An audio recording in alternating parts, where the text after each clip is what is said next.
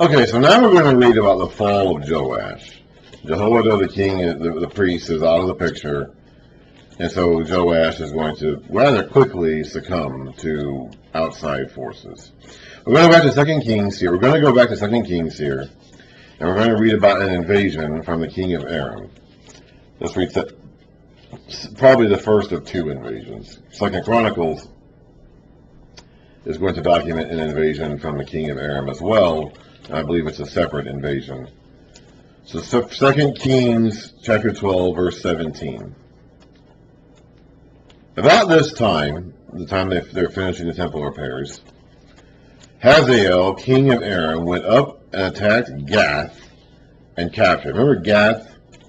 That was one of those Philistine cities down in the coast of Israel, the Philistine cities. David took refuge there for a while. He went into the city. He went out, pretended to be a madman, escaped the city, came back sometime later with his own little band of army. He was given a place there, stayed there for more than a year. Actually, he lived in a town nearby. Then after he became the king of the Hebrews, he attacked Gath and took over. And it's been a Hebrew town since then, a Judah town since then. That was 200 years earlier. So now Hazael, king of Aram, the guy that Elisha said was going to be a nuisance to Israel, and he has been, comes and captures Gath. Then he turned to attack Jerusalem. But Joash, king of Judah, took all the sacred objects dedicated by his fathers, Jehoshaphat, Jehoram, and Ahaziah, the king of Judah, and the gifts he himself had dedicated, and all the gold found in the treasuries of the temple of the Lord and of the royal palace, and he sent them to Hazael, king of Aram, who then withdrew from Jerusalem. As for the other events of the reign of Joash and all he did, are they not written in the book of the annals of the kings of Judah? His officials conspired against him, and assassinated him at Beth Millo on the road down to Silla. The officials who murdered him were Jozabad, son of Shinemath, and Jehozabad, son of Shomer. He died and was buried with his fathers in the city of David. And Amaziah, his son, succeeded him as king. We're going to get some more information about Joash's end in 2 Chronicles. We'll find out that there was more to it than what we read about in 2 Kings. 2 Chronicles 24, starting in verse 17. After the death of Jehoaida, the officials of Judah came and paid homage to the king, and he listened to them. They abandoned the temple of the Lord, their God, of the God of their fathers, and worshipped Asherah poles and idols. So for some reason, the elders of Judah were not interested in worshiping Jehovah. We saw back at the beginning of Joash's reign that they did. They were doing it in their own places, their high places, but they were at least worshiping Jehovah, or trying to. But now they're trying to, they swooned the king, they wooed the king over to letting them worship other gods. So that idolatry that infested itself into Judah through Athaliah and Ahab and Jezebel, the Baal worship that has made its way down into Judah, has taken root. It has taken root. Because of their guilt, God's anger came upon Judah and Jerusalem. Although the Lord sent prophets to the people to bring them back to him, and though they testified against them, they would not listen. This sounds like a pretty good place for Joel to come into the picture, if you ask me. The tribes of the tribal elders have a lot of power. Joel doesn't mention a king at all. Now there is a king here. There is King Joash, but he's being controlled by the tribal elders. The priests are wailing and weeping. They're messed up. He's warning the people. He's not giving them any specific. There's nothing in Joel that specifically ties him to any particular era or any particular sin for that matter. But there is something wrong in Joel. So it sounds like it's a pretty good place where he might have been in. He might have been one of the prophets mentioned here. I don't know. I won't know until I get there and ask him, I guess. But it seems to fit very smoothly. The book of Joel seems to fit very neatly into this context here. Then the Spirit of God came upon Zechariah, son of Jehoiada the priest, this guy's son. That guy was 130 years old when he died. He's been dead for probably a few years already at this point. So this guy himself, Zechariah, is probably not a spring chicken. He stood before the people and said, "This is what God says. Why do you disobey the Lord's commands? You will not prosper. Because you have forsaken the Lord, he has forsaken you." But they plotted against him. And by order of the king, they stoned him to death in the courtyard of the Lord's temple. This is what Jesus is referring to when he talks about them stoning someone named Zechariah in the Gospels.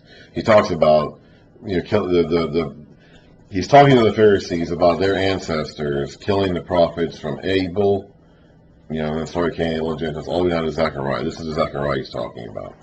Second Chronicles was the last book in the Hebrew canon.